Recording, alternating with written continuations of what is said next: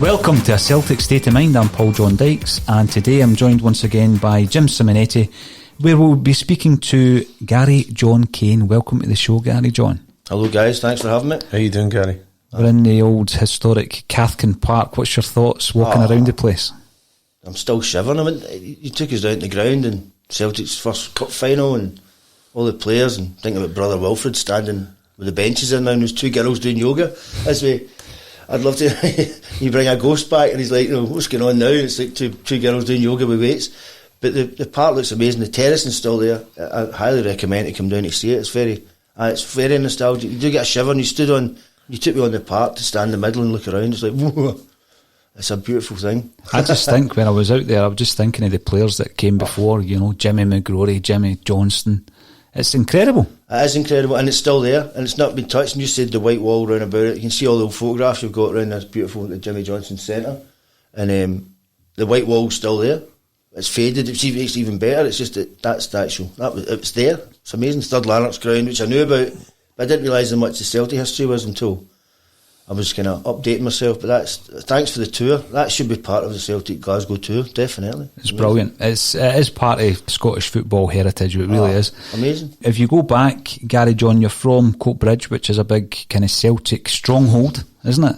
Insane. I mean, even a Rangers fan from Coatbridge knows more about Celtic than most Celtic guys, because that's all they've got to listen to all day and all night. I mean, it's 24/7, but in a good way. I mean, that's a big Irish community, and we just all, since I can remember, it's always been Celtic, Celtic, Celtic, Celtic. It's constant. I mean, I think the summer times you get a wee break, but nowadays you don't. We used to get a break and go and breathe. Then you just play football like Celtic, wear the jerseys, and it's just, I love Coatbridge. I'm dead proud of being from Coatbridge because it's so close to Glasgow. It's like, we were at school at St Ambrose, but we had guys from Baylis and Garrahill up to Shettleston, so it was quite in our school at St Ambrose at Coatbridge. So sometimes the accent is very Glaswegian, Coatbridge, and then sometimes it's not. Mm-hmm. You know what I mean? Because it's like if you're nearer the Glasgow side, I suppose you'll get a Glasgow accent. But all the kids at school I was with were mostly from Glasgow. So it's a brilliant town, but there's a lot of characters in it, and it gets a bad press now, a lot of the sort of social issues and stuff like that, but it's also got some remarkable people come out of it.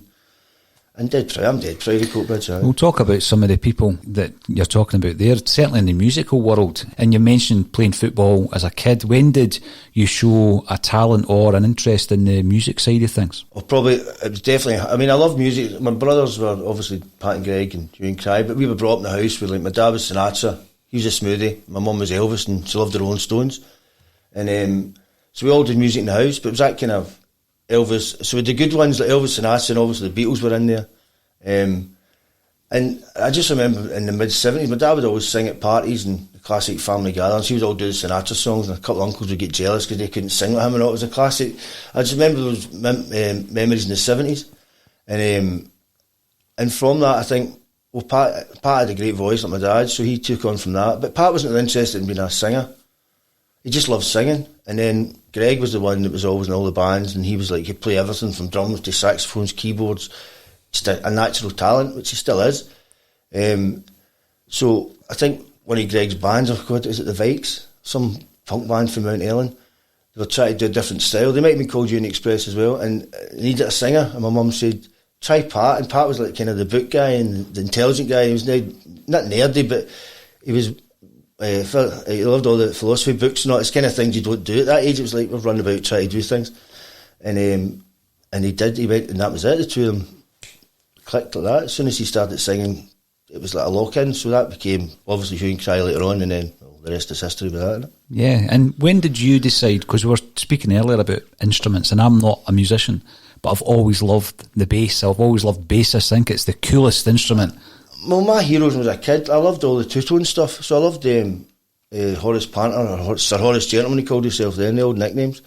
From the specials, I loved John Jack Burnell from the Stranglers, and Paul Simon for the Clash. They look great. And Paul McCartney, I mean, I always think, bass players, who do they think they're? But Paul McCartney's a bass player, that's enough, really. But I loved all that ska and two-tone and punk stuff, and I thought they were heroes. So when I got to the stage with my mates, and the early bands were all playing guitar, electric guitar, and kind of being electric guitar, it's all cool and all that. I wanted a bass, so I got a gig with a band because there's no bass players about, so I got my wee £80 bass, a Marlin I think it was, and that was me. I was hooked to it. I loved it. Who was your first band? First band I was in, I think the first band, it's quite funny, I keep saying Unity Express, but my brothers had a band and then they split up, and I think we took the name on. So it was all school pals from different schools, from St Ambrose and Coatbridge High, and it was and we had an Asian singer called Dylan.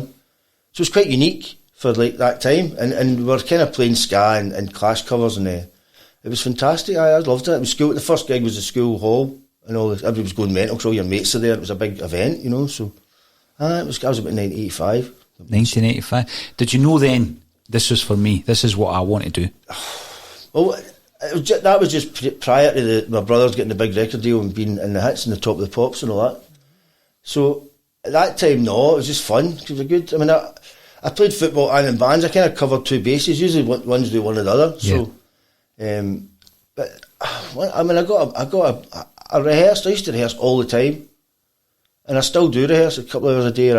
I'm not as much now, but I do as much as I can, because it is practice makes perfect and all that. So, but I always seem to go on with the drummers. I always seem to go on with bands. Bass players end up becoming like union men. I mean, they kind of organise everything because everybody's scatterbrains. You know what I mean? So we end up getting the job of either driving the van, organising the gig, getting a PA. But I love doing all that as well. I loved it. So I became friends with, and they're still lifelong friends, the guys that I played in bands with then. And sometimes it's just your luck. Some I think was more talented than I would ever be. But I kept going. I mean, I kept playing and kept moving up a wee ladder here and getting a gig there, and it ended up being I got a career out of it, which is a miracle these days for musicians or artists. It's hard, especially we'll see what happens after this. But so far so good. Some of the musical influences from Garry John's youth, you know, growing up listening to Frank Sinatra, listening to Elvis Presley, the Rolling Stones, you'd have been in your element, Jim.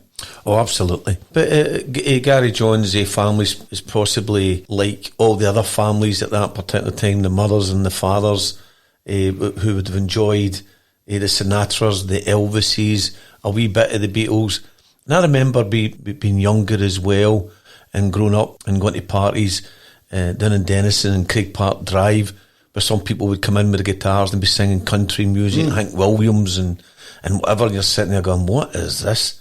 But it's not till later on in life they actually say and look back, these songs were great. They were great, and all the Olgins always singing at the parties, which you don't get anymore. And I don't know if the young ones of today going forward will tell their kids that they used to sing at parties and whatever. But that's great hearing for Garry John. It's going to raves now. Aye. And again, you know, they do yoga, don't they? They're doing yoga. It's igniting back memories again for the parties. And how good would that be to actually go to a party with all the Olgins all singing and dancing and playing all the old music? It was brilliant. I know, and it's a memory because nowadays you can film it on your phone, it was there forever. Aye. I mean, it's a ghostly memory because there was no footage really, and maybe the odd sort of cine thing, but there was no audio on it. That's right. I think a lot of the kids now, I think there will be a generation of dads, because we're talking earlier on about Oasis off the mic, that once they started, a lot of guys picked up a guitar when they're 16, 17 because of that, and they're now in their 30s or 40s. So there might be the classic maybe. Well, let's hope so, Garry John. Aye. Hopefully that generation will teach their kids. And I'm actually delighted that I've got a Garry John and a Paul John beside me. This is absolutely brilliant. All these double-barrel names. Well, I'm actually James Anthony, just for your two guys' knowledge, you know what I mean? So there you go. Look at these doubles. That's not a real one. We were speaking actually about Noel Gallagher, and there's no doubt that in terms of my generation, I guess, of songwriters, he was a fantastic songwriter of his generation. Constant as well. Like, it wasn't even, there's not, and even the B-sides are famously as good as the A-sides. I think his famous quote was, I should have kept him and I could have had a better album later on, but no, I loved all that period. I was in my early 20s and I loved it. I thought it was brilliant. What interested me, again, music lover but not a musician, so I can't, strip down a song and explain it and analyse it, but I do remember that quote that Noel used. Noel, obviously, mum and dad was from Ireland, and he spoke about the Irish ballads and how sometimes that would shape the big punch in the air Oasis ballads, and you said yourself that you could recognise it. Don't look back in anger, do you think? It sounds like a beautiful old folk song if you broke it down, and that Irish sort of lovely phrasing, and it was definitely, you can definitely tell the influence on that. There was a classic rumour when Oasis out that they're anti-stayed in Coat Bridge. I'm going off on a tangent, and everybody tried to find this anti, and I think it was just one of those urban myths, but we loved it. It was like, Oasis came to Coat Bridge every summer, so the rumour went. I was like, and they'd never heard it. I think somebody actually cornered them once, maybe at a game or something, like, did you go to Coat Bridge when you were younger? And he's like, I think they're terrified and ran away, but I wish that urban myth was true, but I don't think it was. I know. When you do look back to your upbringing as a Celtic fan, born into that whole Celtic thing, if you like, you went to your first game age 6. That was your introduction to Celtic Park. I'll be honest, my memories is phasing, but I look back on it, it was on Boxing Day, it was a 2-each draw. So I did see Dalglish play, you know what I mean? And a vague memory, I just remember the red strips. Funny enough, it was because it was red, it was Aberdeen, probably your eyes can remember these things.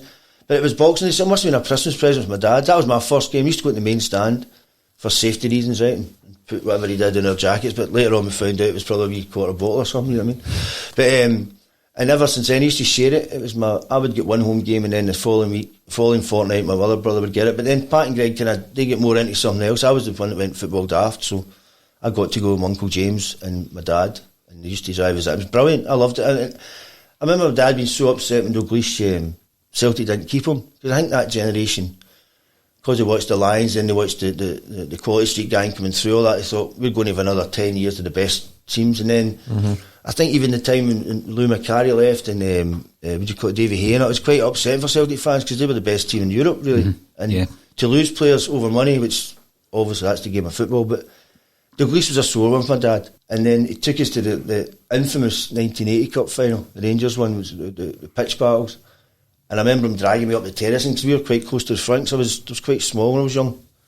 And I didn't sprout until I got my teens, but I remember him dragging me through all the turnstiles, the fencing, all the way up.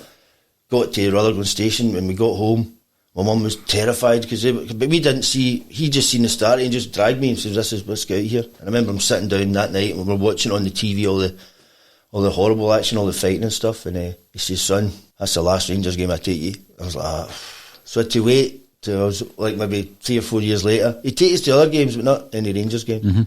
And I remember going to my first ones after. I was like, got my paper round, got money, I could go myself. You know what I mean? So he never discouraged me from going, but he said it was too. That was a moment, I think. But he passed away in 2007 now. But he got to watch the Lions. He got to stop the 10 in a row in the 90s. I took him to that game. Brilliant. And I also took him to when he won the centenary. Before that, 10 years before that, we went to a game.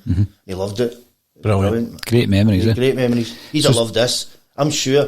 Well, my dad was born at 29, so he would have definitely been in that stadium watching Celtic, because he worked at Palmadie, my dad in the railways. So he would have. He would have enjoyed a game at Cathkin Park. He would have watched the game here, and he would have followed Celtic everywhere. So that's even more nostalgic, off camera crying and all that. But it's like that's to stand on that part. You think, well, my dad was on the terrace with his pals. You know what I mean, brilliant. You know what I mean, in their 20s or teens. So definitely.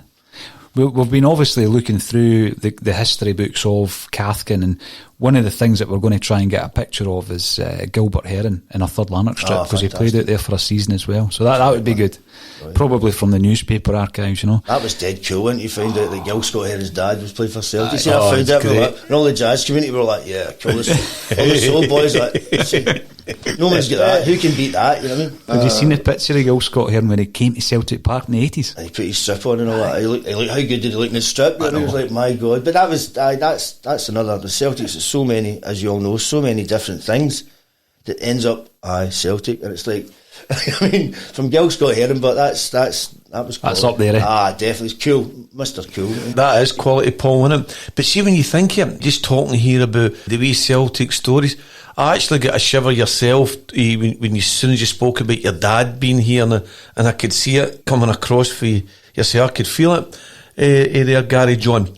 But Celtic is covered not just in football. It's the heritage, it's the music, it's the culture, it's the whole Celtic thing becoming Celtic, isn't it? Aye. It's absolutely brilliant. It is. When I'm been touring, sometimes pre-phone you could get the games and all that on Celtic TV when you go abroad. When you're touring, I love that when you go, right, I've got a day off, I've got to find the game, and you're in the middle of Canada. But that Celtic bar thing was great, and you'd go to a bar that didn't exist. It was like McDonald's now, and you're like... But you'd go across the road and be at another bar, and you'd say, and try to explain yourself, I'm a Celtic fan, and someone in the corner, it's usually some sort of Irish drunk guy, would go, son, you need to go to such and such. And you would go, and there'd be like 10 or 20 people in this sort of little small community, $20, $30 taxi, and there the game was on. Sometimes it was somebody's house. I'd go after a gig. A cellar. I'd get a day off to one of the Celtic games on, and somebody in the crowd in Australia or something, I'd say, I'm dying to watch the game, and they'd go, come in the house tomorrow, and literally go, and this whole family all get the Celtic gear on, you get a barbecue and Barbie and Brilliant. so that kind of thing, I don't know, maybe it does happen with other clubs, but it seems to be a big thing. It's a Celtic thing. It's once you're Celtic, you're in. I mean, and if you tick a few boxes, and we're always quite mannered, I think, and you're never disrespectful. So it's a worldwide phenomenon, Celtic, definitely. There's no question about it. I know. An online pub directory, just in case you're out of town. Just check the directory. And it works. Celtic It bars. gets you close. I mean, the McDonald's one was... I just laughed. I went, oh, well. I was going to actually go in and go, is this where the Celtic Supporters Club is? But I thought, no. But it just shows you that you'll find it. I always think a Celtic fan will find it. Find a game or find someone that's Celtic related and... Or they find you. Or they find you. It's amazing. Gravitate towards each other. Aye. It's a great thing, but it's a brilliant thing to have. I want to speak about your 1980s Celtic supporting life, because it was an interesting decade for Celtic. But in the meantime, your brothers, hit the big time. They hit the big time with Hugh and Cry. 86, 87. I think the Labour Love was 87, but they'd been sort of signed from about 86. It was a great time. I mean, it was surreal, because I remember, because Top of the Pops was recorded on a Wednesday, and it was shown on a Thursday, so... all the family were back watching it the first time they were on Top of the Pops, and they were there and all. It was like the whole family just like staring at the telly going, what? This is not right. And even they were like, we've done it, whatever happens we've done Top of the Pops. I mean, it was such a big thing, and we all, it was such a brilliant time. I used to run their fan club and all that when I was Did you? I was 18, 19, aye. So I was like the fans, again, union man, I'll organise the fans. And it was these nights were, supporting U2, Madonna at Wembley and all. It was amazing. And then the records were good, the records were proper good. But Greg and Papa, I think Greg really enjoyed it, because he got to go to America in the second album, Remote, and work with all these the Becker brothers and all these jazz musicians, Pino Palladino and all. I know he's Welsh, but all these sort of Mike Stern, all these guys that he'd only dream about, because the first record was successful, and the money in that time he would do it. So he went to New York for 3 months at 20-year-old to record with all these guys, and then flew back over to do the singing, and he had a great time, man. He milked it. But that's brilliant. Quite rightly so. Good on them. Good on them, because as you say, coming from the working class background with a dream and actually seeing that to fruition, it's incredible. I mean, aye. And it was a kind of roller coaster the way it happened. It was like, 1 minute it was like the Star Club in the East End of Glasgow, or the South of Glasgow, sorry, and then the Cotton Club, which used to be on the hill just off of Sucky Street. That's right, yeah. They did a little bit, I think they only did about 7 or 8 gigs, and then it just went through the roof. I mean, it was just, they were just the great band at the time, and look at them, Tony McCracken and all that, and James Finnegan. It was all sort of Glasgow, Coatbridge guys that were all just there at the right time, and it was a brilliant band the first. I loved that period.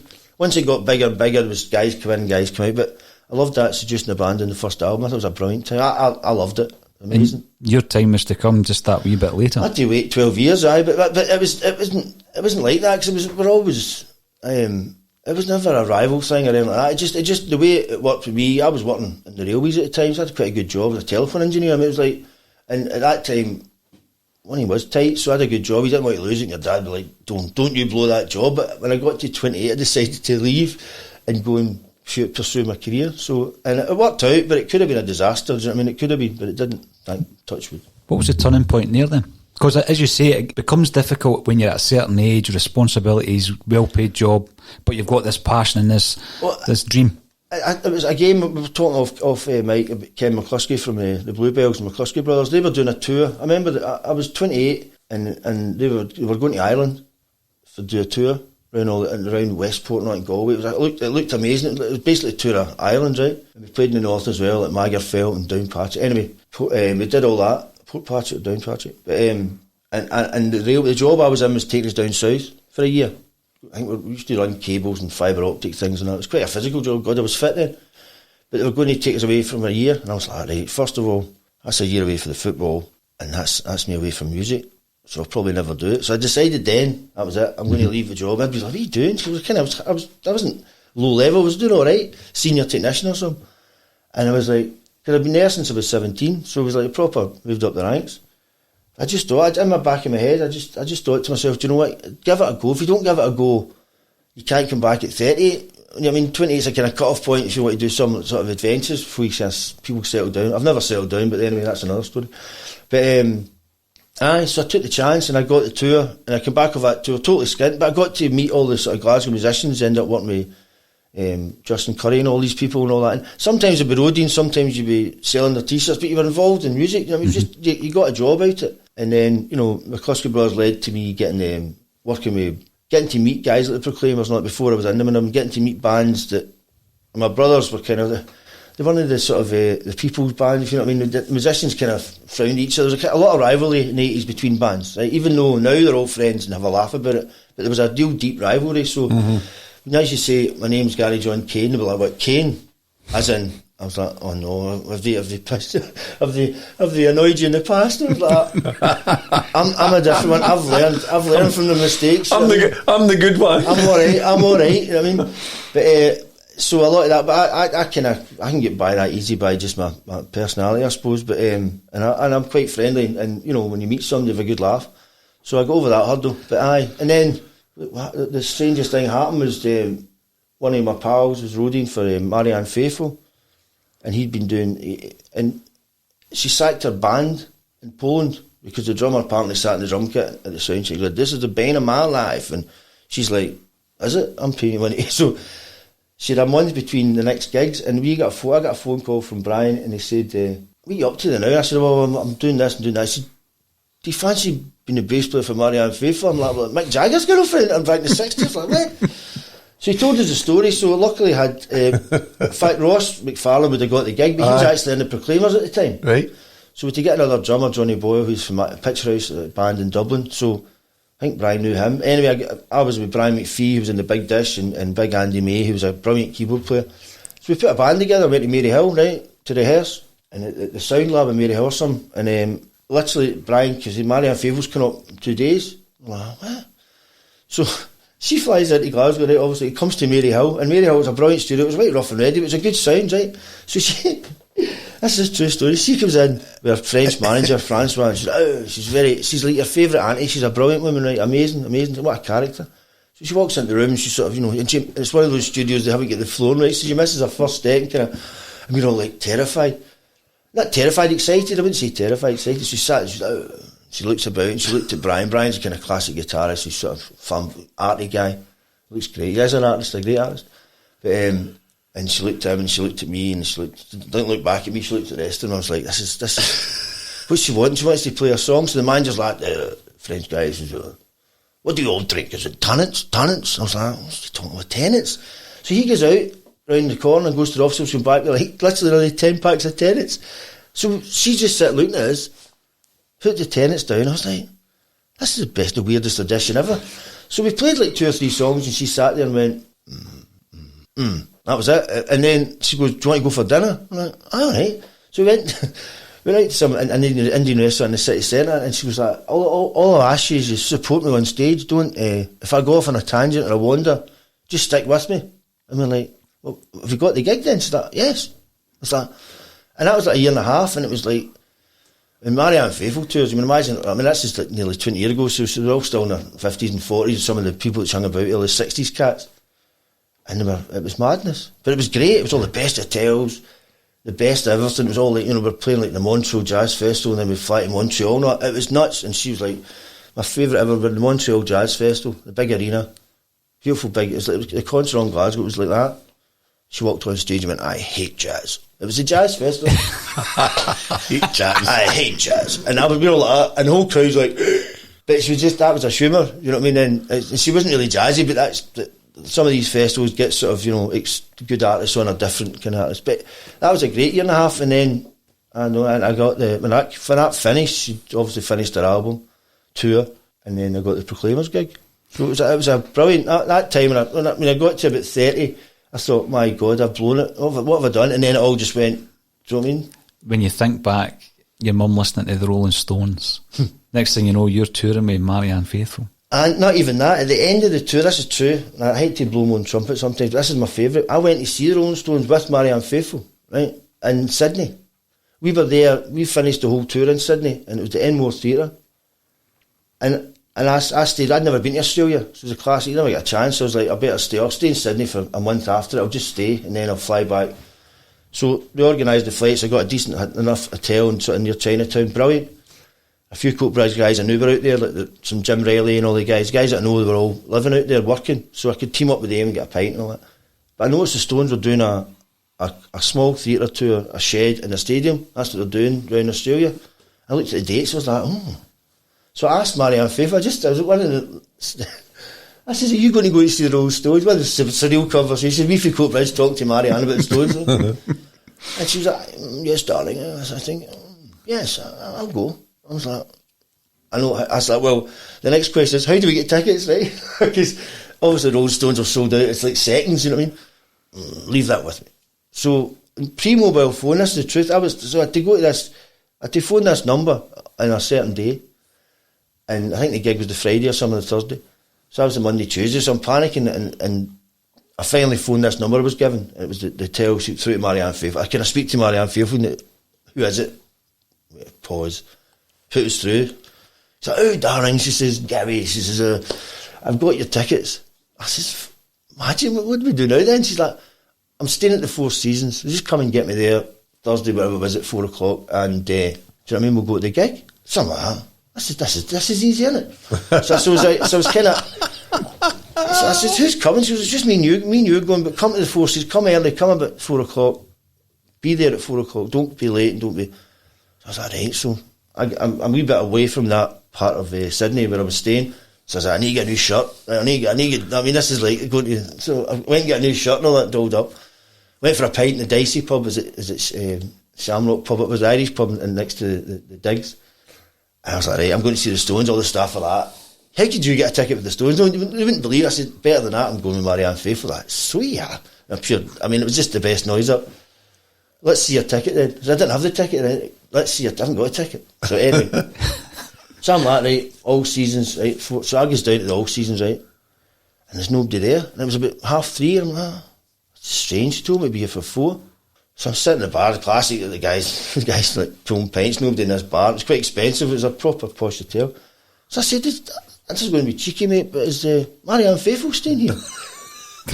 The guy's like you do your bartender, excuse me. The guy's cleaning the glass, big Aussie guy, and he goes, was that Mike? I was like, is Marianne Faithfull staying here? He's like, no, Mike. I'm like, I've got this. Wait, she was in the Four Seasons, I went in the All Seasons, right?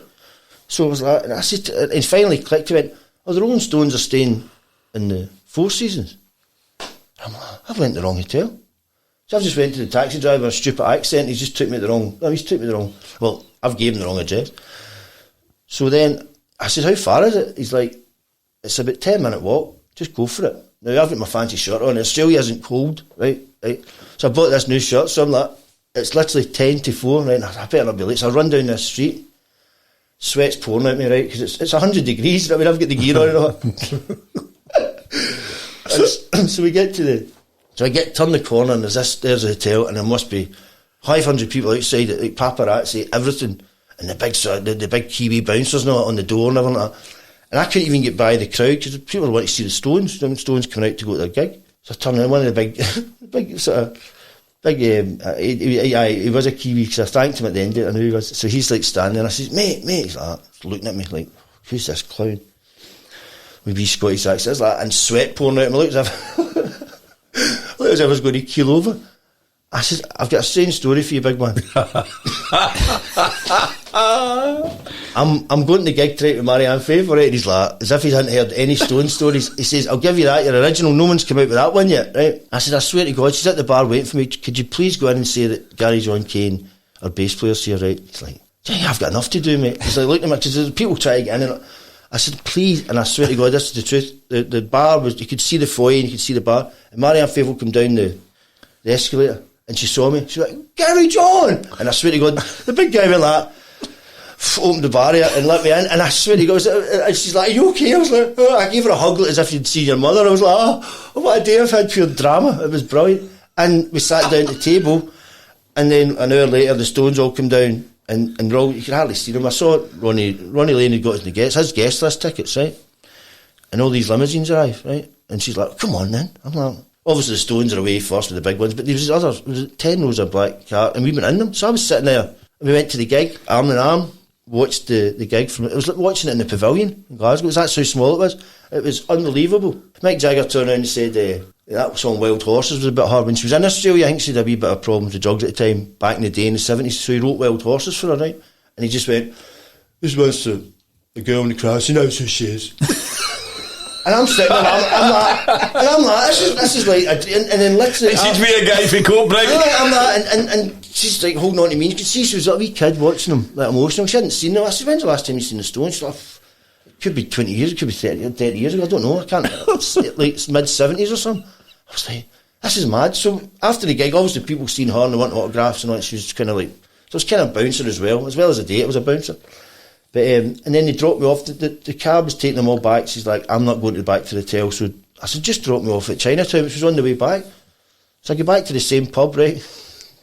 It told me, aye, right. So I had the laminate of the ticket. You know what I mean? And still Marianne Faithful's perfume on my neck. So I walked back at the bar and they're like, where were you then? I said, I'm telling you. I pulled out the ticket and I pulled it and they're like, no way, man. So they believed me eventually, but that was a great, what a night that was amazing.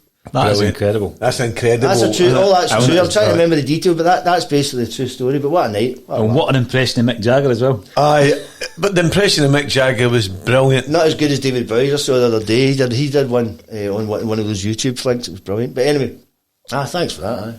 Oh, that's outstanding. Now, what I don't want to miss is in the meantime, during that period that we've covered there, Garry John, you wrote a song, which is going to be something of an exclusive because we're going to play that song on the podcast. You wrote a song with a friend of yours from Coatbridge. Tell us the story. Well, I think it was after all this sort of 1988, the centenary year, and it was everyone was Celtic daft, but then obviously it didn't. We wrote a song to celebrate 100 years of history, basically, right? The Glory and the Dream, me and Jinky, and we loved it, and we got like Trisha Ferns in, and Ken McCluskey, my brother, played piano. He recorded it as well. I think Ross was in drums. He must. Jinky Gilmer.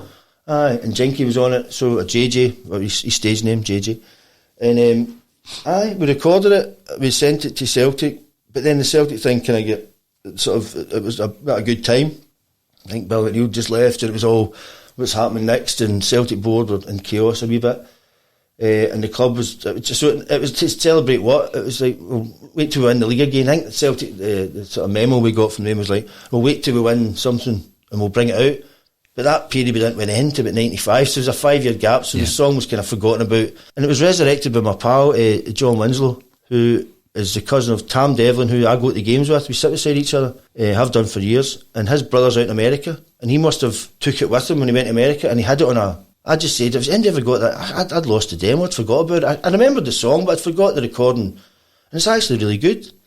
A wee tweak here and a wee master, we could just master without doing anything, just master it, it would become levels of acceptable today. But the Glory and the Dream, and I remember writing it with Jinky, and Jinky was mostly the lyrics. I had a couple of chords, whatever, but I'm taking credit because that's just the way it is, right? But I remember he said, we'll try and write it without saying Celtic in it, but obviously you know it's about Celtic. And that's quite ingenious because it works. We listened to it just before you started this, and I found it on my phone finally. But I'll get that to you and I'll let you play it.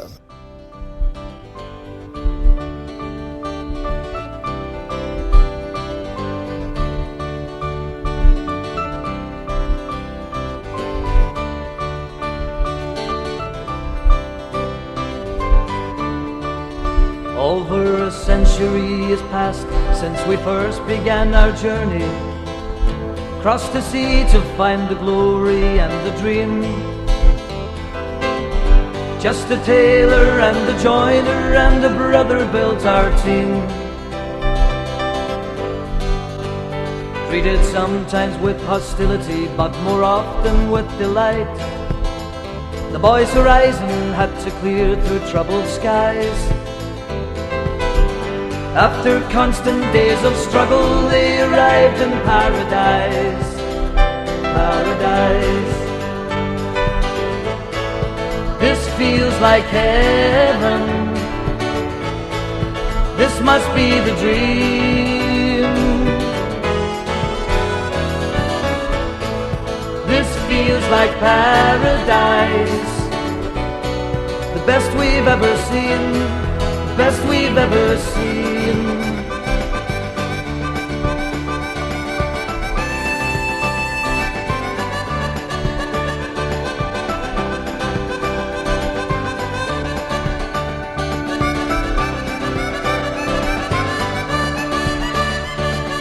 Even through the lean years, their support would flock in thousands.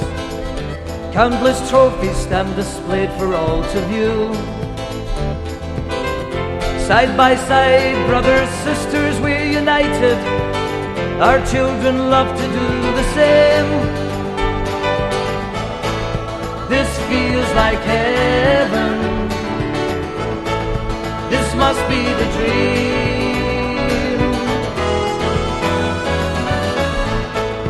This feels like paradise. The best we've ever seen. The best we've ever seen. This feels like heaven. This must be the dream. We stand at paradise, brothers, sisters, hand in hand, to watch the finest in the land. This must be heaven. This must be the dream.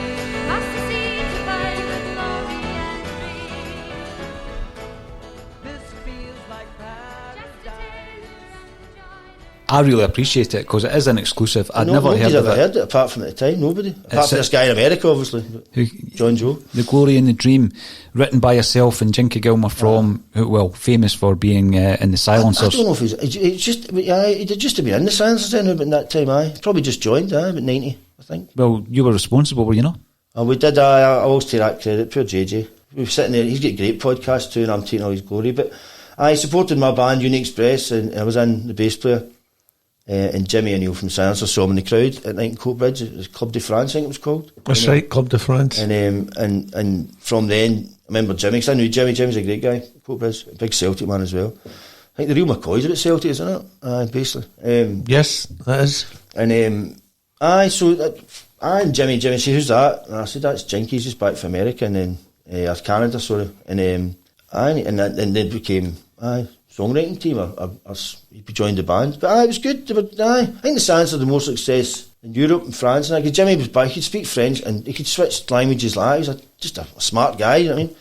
I think it was huge, but there's that Celtic sort of thing in France. France loved him actually. I remember we went to watch Celtic, going through France, and Jimmy would come with us and people would stop in the street and stuff. We'd be like, Jimmy, if you go right, Jimmy O'Neill. But we knew he was a good band, but we didn't realise how big they were until he went away. But Spain as well, Paul. I know, they were big in that European. The whole European gig at that particular time. They sold a lot of records in France, because they still do. I think they still do a lot of good gigs there. I think Jimmy lives there now. He lives there, doesn't he? Aye, go where the crowd is. Go where your audience is. That's what I say. Absolutely. That's why I stay in Coatbridge.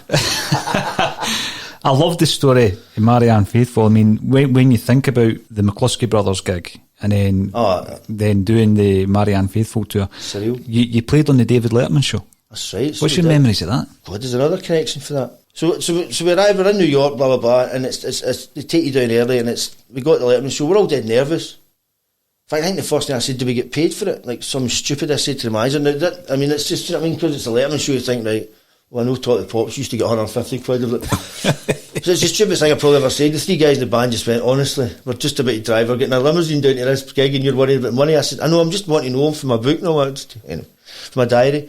But it was freezing. I remember the place being absolutely stone cold freezing, right? But his band, that guy's at Shecker, what's his name again? The guy, the Letterman band, they're brilliant, all the best New York musicians and all that.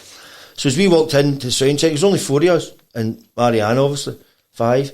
So the band got to set up, and this band are rehearsing, so obviously because Marianne faithful connection with the Stones, they're playing all this sort of stuff at XL Main Street, but they've got 5-piece horn section and they're cooking, man, right? And we're all that time plugging in sort of earth wires and all that, we're trying to get your gear together. And so I was like, they're just trying, they're noising us up. So we've been on tour for a year, so your band's on fire that time. I said, is that right? So there's a song called Live With Me, the Stones, right? And it starts off with that brilliant bass line, do do do do do do do do do. And so there's only 4 of us, but they'd like 12. So I just started playing that, and the drummer came in, and they get genial, and I got that song, I got nasty habits, not. And we just played the instrumental, and the keyboard player came in, so they were all like, they'd finished it, they were all looking, oh, so they were all ready to pack up. It was their sort of sound check, and I seen the horn guy, and they also went do do do do do do do, and they all joined in. I was like, oh, brilliant. So we're having the time of our lives, going like, God, that's Paul Sheffer's band's like, I mean, into us. And the next thing was that one of those things you get on your mixer, don't Garry John, don't get. I was like, and the keyboard player heard it first, and he's like, what's that? I said, that guy's saying Garry John. Who is that? Garry John, Garry John. I'm like, and Letterman show, what's going on? That way you're just like, right, okay, this is like trippy. The guy that produced Tune Cry, second album, Remote, right, was a New York guy called Harvey Goldberg, right, who was now the editor, mixer, producer of the music for David Letterman's show. So he's looking at me on his screen, and he sees me, so he comes down the stairs. The audience isn't there yet, obviously, comes down and says, Garry John, how? Because that's some good nights for him, and my brother's recording, I'd go and hang out, and he kind of liked my company, so we had a good laugh. He's like, what are you doing here? I said, well, obviously you have to know it, but he didn't know I was in the band, and he just saw me from the screen and went, it can't be. I mean, but that was a brilliant moment. So it was like, I thought I knew everybody then, you know what I mean? I was like, I know all the guys in Letterman show, of course. But it was just total coincidence. And I still contact him, and we speak quite a lot on Messenger or Facebook and all that jazz. But so that was a brilliant time. But the show was great, and she'd been on it a few times, but I used to show it here on one of the Daft channels, didn't I? Used to show the Letterman show quite a lot, so I think everybody's seen it a few days after it here, and there was loads of messages and emails and all. It was brilliant, man. It was a great, because you walk out and you're right on sort of Times Square, do you remember that's what it is, and it's like, basically you do the gig, you go out and you go for a pint, and it was like, this is brilliant. Great experience, brilliant. You mentioned that the call came for the Proclaimers. How did you get hooked up with the Proclaimers? One of my best pals, Ross McFarlane, drummer, he was in school bands with him, and all the early bands, he was the drummer, he was the best drummer in town. And he got the gig with the Proclaimers, because they had been away for ages, and I think they came back for a Hug My Nay show about 2000. I think it hadn't been done in for 6 years or something. I think Hit the Highway was 94, and they didn't do it after. I think families and I think the family bereavements, whatever, and 1 year became 6 years. The next thing you knew, it was like, oof, need to do another record. But Ross did a Hug My Nay show with like Phil Cunningham and all that, another classic Hug My Nay show. And he was the drummer for the band for the whole, and the Proclaimers were guests on it. And he got the gig then. So when they started touring again in 2001, he was in the Proclaimers. It was like brilliant. So we used to go to see them and all that. And I remember the first team apart at the tent, I had to sneak in at the back and all that to go and watch my mate play with Proclaimers. So everybody loved the Proclaimers. I saw them actually supporting the House Martins. People say I was there, but I was there. I missed the first 2 songs, but I was a House Martins fan, so I saw them. But anyway, so Ross got that gig, and then the bass player, Nico, a lovely guy who's played with my brothers as well, he had to go away there was something wrong with his kids, God bless him, he passed away, but he had to go and look after him. So I got to cover him, because Nico was a pal of mine. He says, could you do this gig? So I got the audition. Me and Ross rehearsed like hell. So I went up there, I was like smooth, and I was just off the Marianne Faithfull tour, so I had my gig stripes, you know what I mean? So I was in the zone, you know what I mean? And I got the gig, and I still get the gig, so that was 17 years later. So it was getting that, nowadays, the Proclaimers play now, it's like 2 nights at the Castle, not, but then it wasn't. It was we're kind of starting from the bottom again. Right.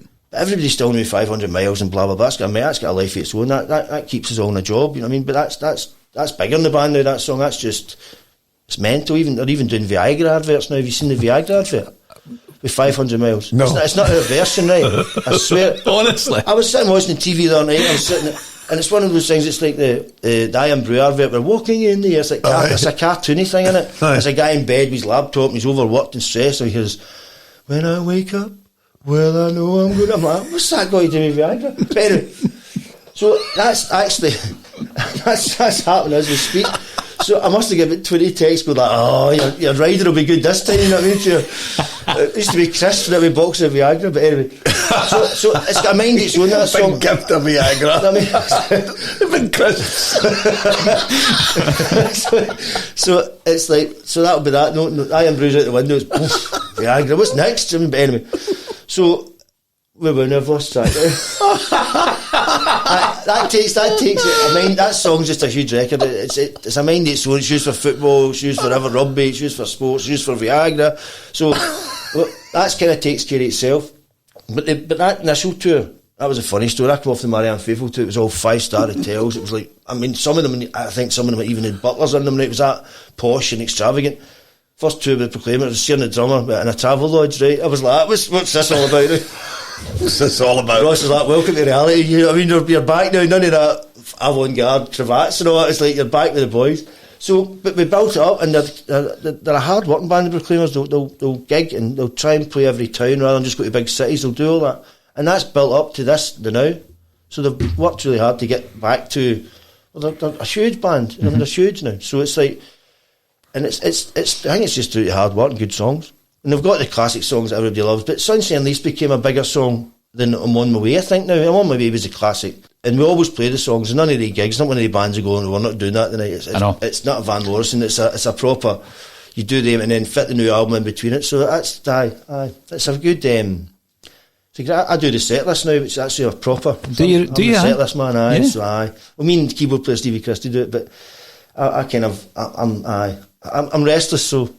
But it's brilliant, and you get all the choices. We take about 50 songs on the road, and we mix and match. So a lot of fans come maybe 4 or 5 gigs in a row, but they'll never see the same set 4 or 5 times. So I try and make it makes us excited. It makes us more, focused as well. Oh, definitely. I mean, famously, Craig and Charlie Reid are Hibs fans. I was saying to you earlier on, seen them a couple of times in my youth because I spent a wee bit of time in Midlothian growing up. The Hands Off Hibs campaign, they were right behind that. They were involved in the Gordon Ray testimonial, and at one point, I'm trying to remember if it was both the brothers or one of them came to my school, St Columbus School, to speak to the kids and all that. So I know that they were born in Leith, but they were kind of brought up in Muckty. Well, I think they were down in Cornwall as well. Their dad was a worker, a joiner. I think he travelled. So from the stories I hear on the bus, I think his father went where the work was, so they had to go with him. Yeah. I think they did their schooling, their high schooling in Muckty, so that's why people think they're from that, because that's the kind of main focus of your youth. But they were born in Leith and still live in Edinburgh, I mean, so. And the title of one of their most famous albums and songs is Sunshine on Leith. Now, brilliant record. I loved that record even some before. record. No, I know, it was great. One I remember those songs always rips you. It's like, whoa, man. Aye, no matter where you are. It's simple too. Not like, I mean, it's not like opera, but it's just that, you're talking about maybe that, when we talk about the Gallagher, it's a proper old folk song. You know what I mean? Like, but they've got the Scottish sort of history, that form. Scottish music and Irish music is always intertwined anyway, but I don't know, it's just a beautiful song. And nobody, I don't know anybody didn't like that song. I think they took the football thing came later, but actually when it came out at first, or you heard it, it was like, and it was quite, I remember them telling me, because it was like, I think it was like 5 minutes, 6 minutes long, and the record company wanted to edit it for the radio. And I think if they probably had done that, it would have been a huge hit at the time, but the radio wouldn't play it because it was 6 minutes long. So they'd only play it, certain stations or DJs would play it, because 3 minutes is your kind of, you know what I mean, cut-off point. So it's a shame, but it's now became monstrous with the film and all that, and the musical and the play and everything. It's just went through the roof. I mean, I never get sick of playing that, and sometimes we get, if it's a bigger gigs, we'll get, it's usually Erica Knuckles comes in with the violin for the brilliant, and that's because Zach the guitarist is great with pedal steel, but that's just for touring easiness, right?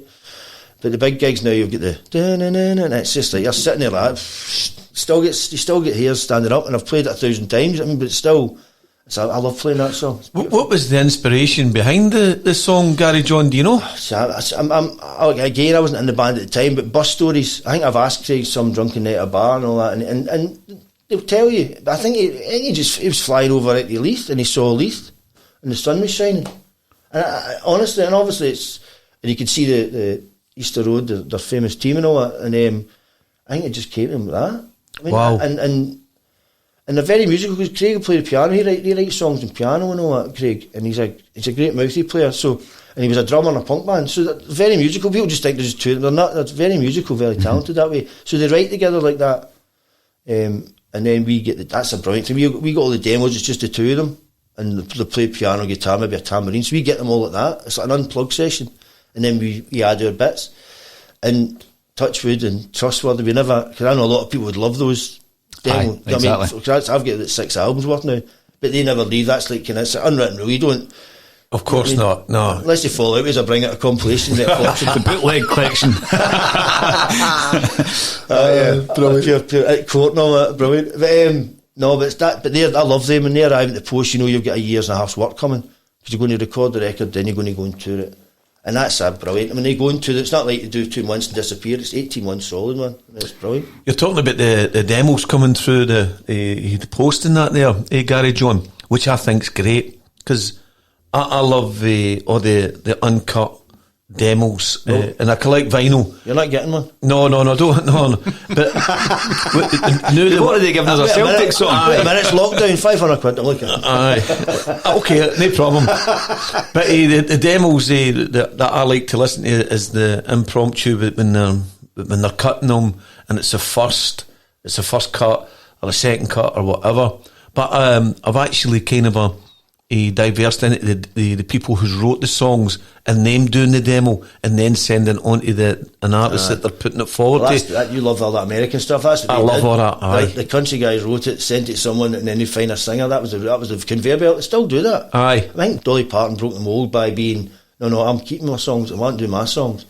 But that's why the country music thing's so huge, and the artists still sell records, because they've got a. Aye. I don't agree with it necessarily, but it works for them.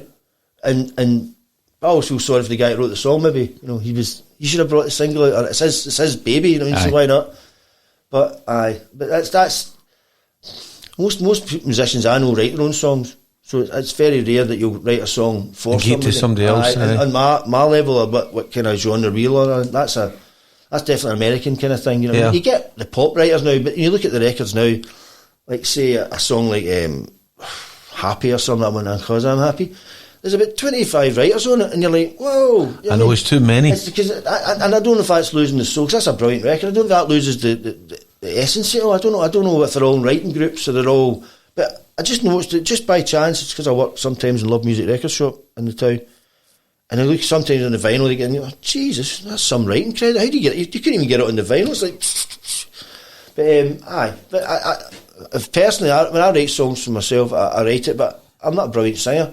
Even though I've tried to do it 3 times on the mic, but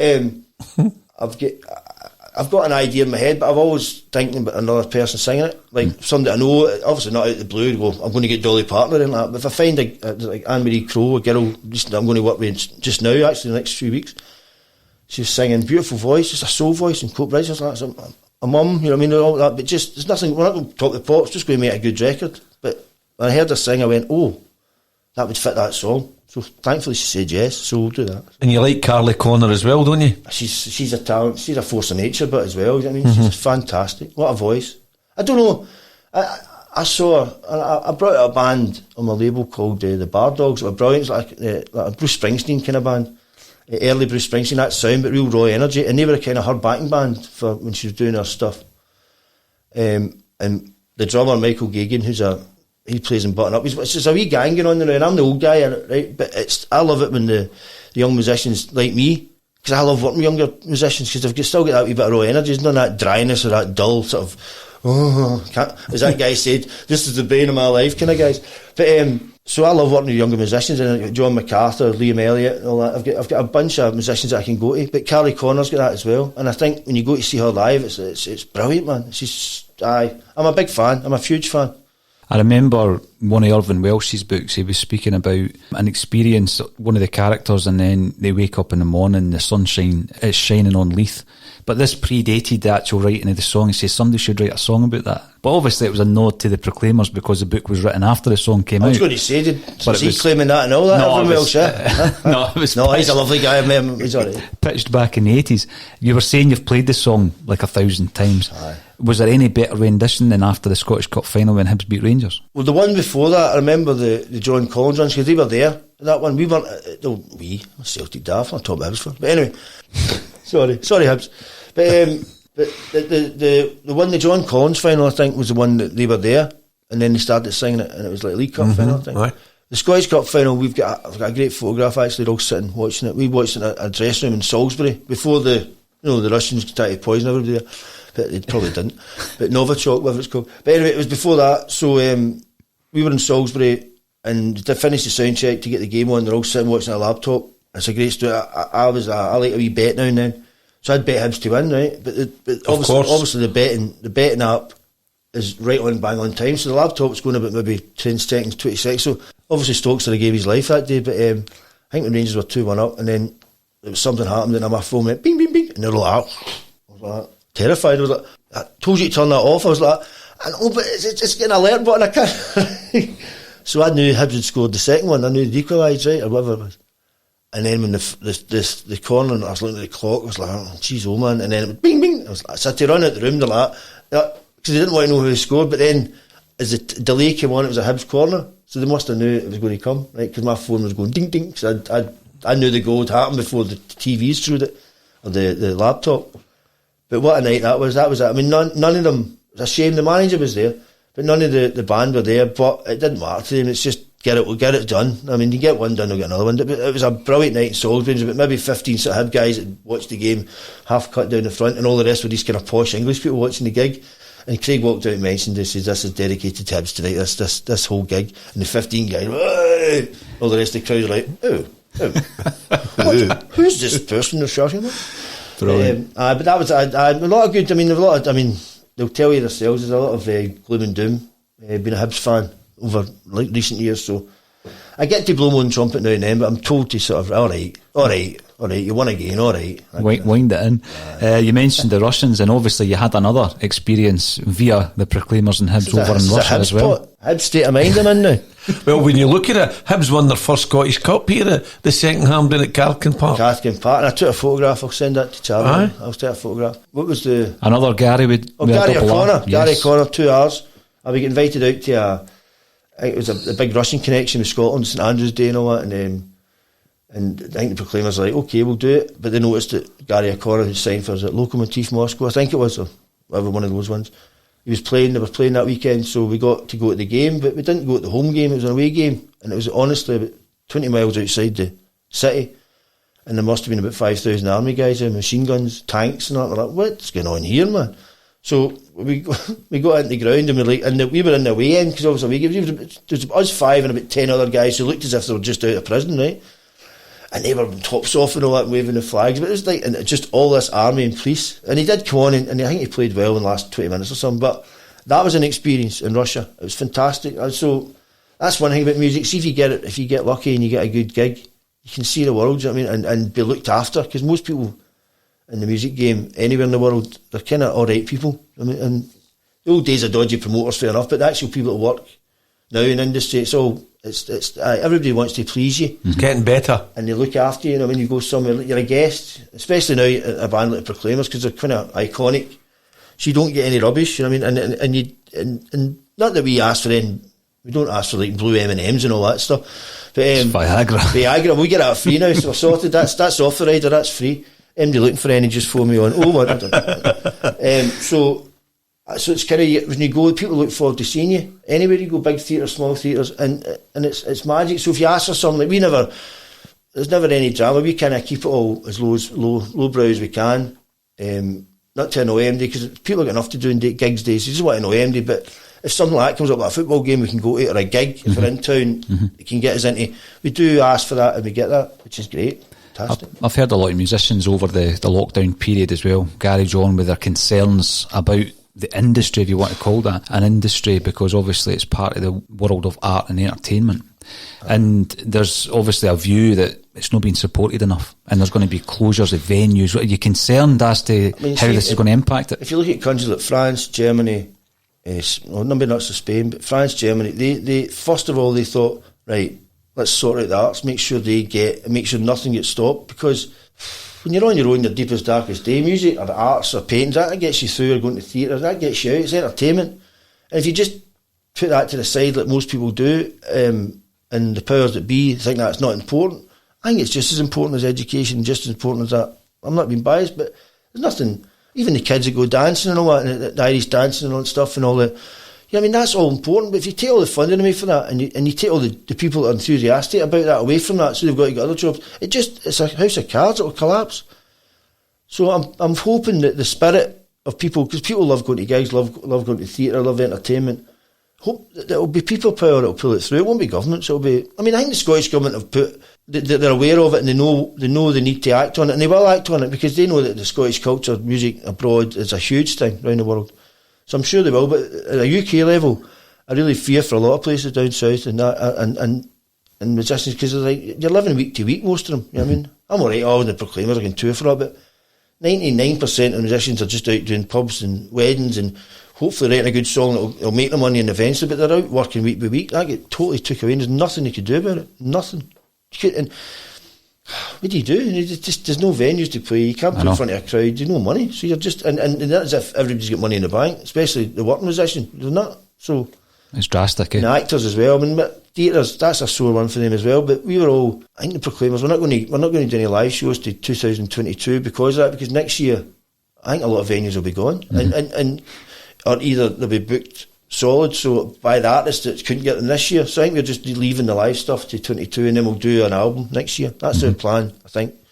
I've probably told secrets there, I'll get sacked. But anyway, that's when I can sell the demos. Put me on the list, will you? 650. 17 years of demos. Brilliant. Garry John, you're right, it is a Celtic podcast. Let's talk about where we are just now. We started off our quest for 10 in a row yesterday. How impressed were you? I loved it, and I loved Eddie's wee dig at McAvenny, who was my favourite player back in the day. I loved in the centenary year I was home and away. I was just a fanatic away in Europe and all that stuff.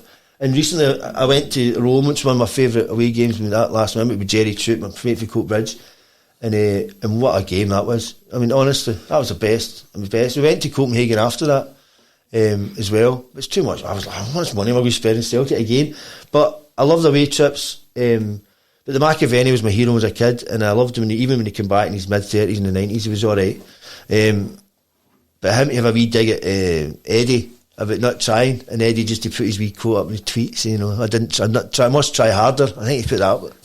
I love that, and I hope it's all tongue-in-cheek and not a thing, because I like that sense of humour, and I hope he bloody stays, because I think he's so important to the team. But the team, I watched a couple of games last week. There is this sort of friendly Ross County and the Hibs one that Monday afternoon or something. I thought the fitness levels were superb. I thought the players were out, and Christie was trying to showboat. He thought he was in the Harlem Globetrotters. He was doing all these fancy flicks, which sometimes that annoys people, but I love it. I love entertainment. So I love, my favourite was Paddy McCourt. I'm just to slag me, but when he scored the wonder goals, it was like you'd never seen anything like it. It was like something that wrote a film, wasn't it? It was like I escaped to victory or something. I was like, what's that? And he actually done it live. I love that. He was a hero. Great hair as well, which I haven't got anymore, so I was always jealous of that. But anyway, that's the Paddy McCourt bit over. But I think that I did watch the Rangers game in Aberdeen. I did watch a bit of it. I mean, Aberdeen were a bit poor, but I don't know. Rangers look as if they're a good attacking team, so we need to sort the defence out a wee bit, because I don't think they're bad defenders. I think just they're a wee bit careless sometimes. You know what I mean? Just take their eye off the game. But I love the two fullbacks get up. I love that. I love Lennon's style of play, and I've always done that. I loved it. We'll talk about Hibs again, right? But when he was at Hibs, Lennon, I thought Hibs football was fantastic. And I thought, oof. And then when obviously, you know who did his thing. When Lennon came back, I thought, God, I hope this works out, because I'm a big fan of Lennon. I loved him as a player, and I thought he was good in Europe as a manager first time round. And he's proved as well. Big disappointment in the goalkeeper not coming back, but we'll see how the big man is. We'll see how the new guy is. Oh, definitely. But I think it's a good point you make about the Europe. I think Lennon's teams can adapt, whereas previously we were too rigid. Oh, it was some busy 7-1 games and all. I mean, it was all right winning trebles. That's great, but that was a sore. We are a European team. You know what I mean?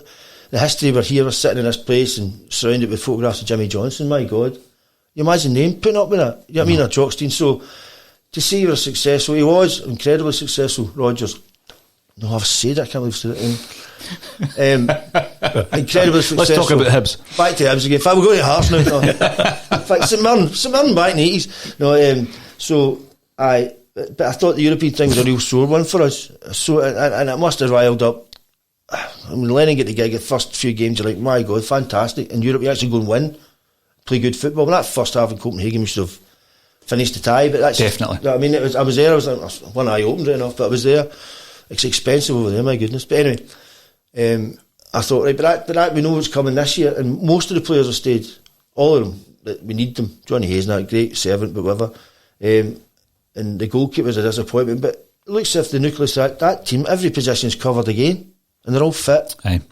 And Big Roger can come back, so I love Big Roger when he scores those late goals and all these games. And we were talking about him yesterday. You're a fan. I love guys that can do that. I could never do that football when I was a kid. I was always a big centre half and try to kill guys like that. When a guy can just turn around and it's like John Hartson's goal against Liverpool, they just go right in the corner. I mean, they don't even spin the ball. And he's done that at Kilmarnock. He did that for the first treble cup final with Aberdeen. Oh, I like the big man. But if he comes back fit as well, you've got him. He's like a new player again. So see what Celtic's got, guys, is they've got the winning mentality. They know how to win. They know how to win. Even see that with Arsenal with Tierney down when they win that cup. He'll be a hero down there now. A team that knows how to win is different from a team that thinks they can win. They know how to win. They know how to keep it together. And if things go progressively as the season slowly goes on, I think we'll be fine. I think really we'll be fine. Because if you look at the game from yesterday, Paul, that we were quite relaxed watching that game at the beginning. Personally, I thought it would run about 2-0 because I thought that Hamilton Accies would have sat in Garry John. I was quite proud to come out in the red. You know, at the time that they started to try and come out. But I think you're right. All the positions are covered. Hopefully Edward stays and Big Ayer stays as well. I like the big guy at the back. And there's just something no gelling together just now. I know, it's just sometimes they're careless. But they're great big players individually. I love of course they are. But there's something not right, I don't know. But I think the goalie kept them together last year. He was so... If you made a mistake, he'd cover you. And Bain's a good keeper, but he's not as good as Foster, do you know what I mean? And I've not seen the big guy, this guy that the Daily Record decided to announce that he's a left back. I love that. I love this. This is the start of the 10-in-a-row press campaign. Is that how they announced it? He wants to be a left back. And you're like, we've just signed a goalie for £5 million. And they found out that a comment he made years ago saying, I don't like being a goalkeeper, I was a left back. Wow. And honestly, I thought, here we go, 10 in a row. It's going to be, I mean, that's not even a touch it. It's going to be everything they can. And that's not being a paranoid Celtic fan. We just know that's incoming. Do you know what I mean? That's totally incoming. Oh, yeah. That's all they've got. That's all they've got. Just play them off, score 5 goals. If they get 3, fair enough. I mean, but that's just, let's batter them in for the start. And it looks good. That was a great start yesterday. It certainly was. Now, Garry John, you've given us something today that's unique in terms of the Glory and the Dream, the Celtic song, and I've got to thank you for that. Even though I've not sent you yet because I haven't sent us a cheque, but what I'm saying, love it. When you were talking stories, but that was weird, and that came up, and I thought, oh, that's right up your street. Well, it really is. Well, it is amazing because we started to talk about Jai Gilmore. He's enough press. He does get enough press, but when I first met you, as you said, you were tuning up the guitars and all that. You were a lot younger then, back then. I think it was Renfrew Ferry, when he was doing the Kirsty Moore. I was good at that. And the conversations came up. But the conversation came up with Ross, the drummer, as well. And I seen him in a few other gigs. And I think what Ross reminded me of as a drummer was a guy called DJ Fontana, whose name is DJ stands for Dominic Joseph Fontana. Is this Elvis again? Well done. That was Elvis's drummer.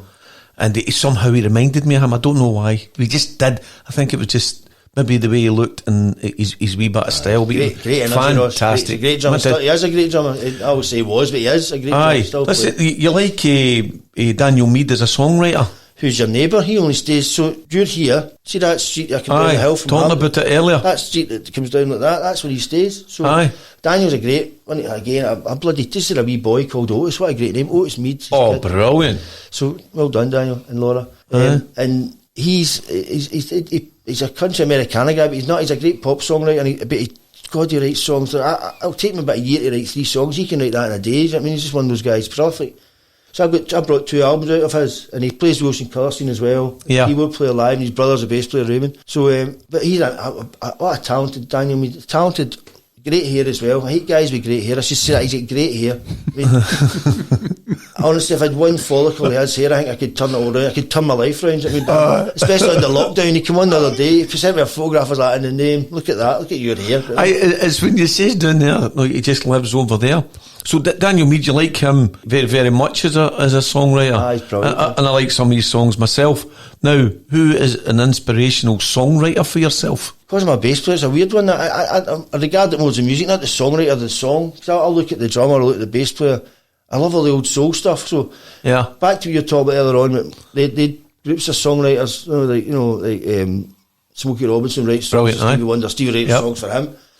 So in songwriters, I love this. I love Aretha Franklin, but she did a lot of covers as well. So I'm more the music thing. So favourite songwriters. I mean Lennon, McCartney, and all that, the obvious ones. I loved Jones and Strummer. I loved Jerry Dammers from the Specials. I thought anyone that can write Ghost Town and Free Nelson Mandela in your lifetime, you're doing all right. I mean, there's some songwriters. I mean, you go from all that different content, and he kind of inspired me. I love Madness's songs.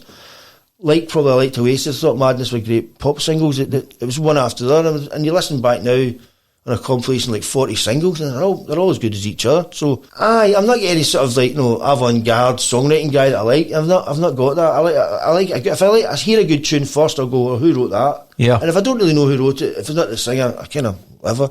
I don't go and find out who wrote all that. But I suppose the kind of bands I mentioned, I love. I thought Noel Gallagher's stuff with Oasis was great as well. But I even liked Blur. How sitting the fence was that? I mean, Proclaimers, great good songs. The lyrics in the Proclaimers songs, I think, in the early days, I think the Proclaimers, the record company's like, can you not sing an American accent? Because the lyrics were that good. It was like, this would be great, but it wasn't for them, and I think it stood the test of time. Although I always say, they always say that Alex Harvey was probably the first guy to sing in a Scottish accent, if you think about it, back in the day, in the 70s. And Ted McKenna, he just died recently. He's a brilliant drummer. He's Coatbridge. Right. Another Coatbridge guy. Hey, Coatbridge. Mm-hmm. I've got to mention Stephen Welsh. We're on about Coatbridge because he's the new sort of young guy, centre half of Celtic. Yes. And he's Coatbridge. I played football with his dad. His dad was a brilliant player. So that's the latest thing. Coatbridge. Really excited because a guy's got his contract. He's in the squad, first team squad. So all the best, Stephen Welsh. Absolutely. I've seen him last season. Aye. He came on at the end of the season, got a couple of games. Didn't put a foot wrong. So he looks the part, big lad, and his family are lovely. So I'm looking forward to that. That's another wee sort of. And I've also got to mention. And I was younger, my cousin, my full cousin was Jerry Craney. So, I mean, he played for Celtic, do you know what I mean? So I was like, that was one of the maddest times. We've not even talked about Celtic much, but I'm going to do it now. So that's it. Next tape. We were speaking about Jerry just the other week because Davy Elliott was on. Oh, he played. That was the same team. Brilliant. And I remember I was like 21. I was the same age. Jerry's a couple of months younger than me, but we're all the same age. And James Brady, my cousin, we all played football together. And Jerry was just a talent. We were all right, but you could tell his dad, Uncle Jerry, was good at getting him going. And we watched him go through the ranks. And then my favourite day was the Ibrox, and we beat Rangers 2-0. Aye. But Jerry was warming up, and we were in the sort of, the Broomland stand, and he kind of was shouting, Jerry, Jerry, and he kind of looked up with the noise and all that. And he saw us, and it was me and about Peter Elliott's friend, Greg Higgins, guys that all went to games together. And he saw us, and he's quite arrogant, Jerry, but in a great way. That's the way he is. He's confident. I don't say arrogant, he's confident. He was such a good player. He pointed to the spot, the goal net, right? So we're all sort of here on the right-hand side of Broomland. There's the goals to the left. And he pointed, he goes, in there for you, right? So we're all like, excited, we made like, Jerry, I love you, Jerry. And he scored, and he ran right into us. He ran right into us. And at the game like that, that's when he runs towards us, and I was like, honestly, it's the best. You talk about the best football feelings. Like, it was like, and it was like, so that was like 91, 92 or something. Yeah. So the hue and cry hang with brothers, and then it was Jerry Craney was the, playing for Celtic and all that, and whatever it worked out in the end. But anyway, he had that moment. Nobody can take away from him that he scored at Ibrox and scored at Parkhead against Rangers. Right. Well, see the thing, it was a St Patrick's Day's massacre game. That was a cracking volley. I loved it. He couldn't find us that time, but he ran towards the jungle. We were on the jungle going upside down at the time. See the thing with Jerry Craney, he's come up in conversation. Obviously, we spoke to Davy Elliott and a few other people who played alongside Jerry. My take on that is we produce great players, Kieran Tierney, James Forrest, Callum McGregor recently. We've got a good tradition at Celtic of producing our own, rearing our own talent. But one thing we can't seem to produce is a goal scorer. I know. And if you go back, we'll go back to Charlie Nicholas in 83. And the argument is, I suggested that the only goal scorer we've produced since then, a striker, no James Forrest, a striker, is Jerry Crane in the 90s. And Macari and Brady played him in the wing, remember? Because they used to have... they had a few strikers, didn't they? And you call him, Charlie Nichols was there as well, McAvenny, Tommy Coyne played with him. Aye. But Jerry's got put in the wing, and the fans used to always fall out on some of the and all that stuff. But it was like frustration for him because it wasn't a great time about Celtic, to be honest, was it? And he's a young man at that time. Oh, he's only 21, 22. He left when he was 23. That's Celtic. So it was like, and he scored. I think it was. I've actually looked the other night at his record. I think it was 135. That's maybe 140 games. But he scored like 38 goals, right? And it doesn't sound right, but if you look at the performances and the plays, I remember he played a game against, was it Republic Island? Whose testimonial was that? Scored the hat-trick. Scored the hat-trick. Hacky Bonner. That's like Hacky Bonner's testimonial. What a day that was. That was brilliant. And what, he was sensational. You know what I mean? He was a young boy, and who came on for Ireland that day? Liam Brady. Aye. And that was to be his manager. But Macari was the one that didn't that, I mean, nobody even remembers Lou Macari at Celtic, really, do they? It's a kind of, it's a faded memory. But that's why I think he cost us nothing.